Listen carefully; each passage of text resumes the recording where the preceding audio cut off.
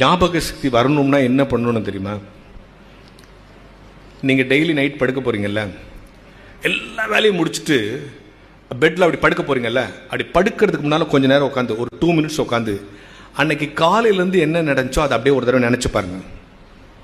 காலையில் எழுந்தோடனே மோட்டர் போடலன்னாங்க, அப்புறம் போய் மோட்டர் போட போனோம். மோட்டர் போட்டு கொஞ்சம் நேரத்தில் கரண்ட் கட் ஆச்சு. அப்புறம் வந்து பல்லு வலிக்கணும், அதுக்குள்ளே ஸ்கூல் லேட் ஆச்சு, அதுக்குள்ளே மழை பெஞ்சிச்சு, ஒன்று கொடை இருந்தோம் அப்படின்னு காலையில் ஆஃபீஸ் போனால் அங்கே கொண்டு லேட் ஆச்சு, அங்கே திட்டாங்க. மற்ற லஞ்சில் கொஞ்சம் உப்பு ஜாஸ்தி ஆச்சு. இப்படி இதெல்லாத்தையும் யோசிச்சுட்டு படுங்க. இந்த மாதிரி 3 மாதம் செஞ்சால் மூளை ட்ரெயின் ஆகிடுன்னு சொல்கிறான். மூளையை ட்ரெயின் பண்ண கற்றுக்கிறது தான் மிகப்பெரிய கலை. அப்படி ட்ரெயின் பண்ணுறதுக்கான டிப்ஸை கொடுக்கறது தான் புத்தகம். நீங்கள் எந்த புத்தகம் படித்தாலும் உங்கள் மூளை ட்ரெயின் ஆகும். அதுதான் உண்மை. உடம்பு நல்லா ஆகணும்னா எங்கே போகிறீங்க? ஜிம்முக்கு போகிறீங்க இல்லையா? மனசும் மூளையும் நல்லா ஆகும்னா புத்தக வாசிப்பு தான் ஒரு மனிதனை உயர்த்தும். எல்லாம் யோசித்து பாருங்கள், இந்த உலகத்தில் எவ்வளோ விஷயங்கள் நடக்குது.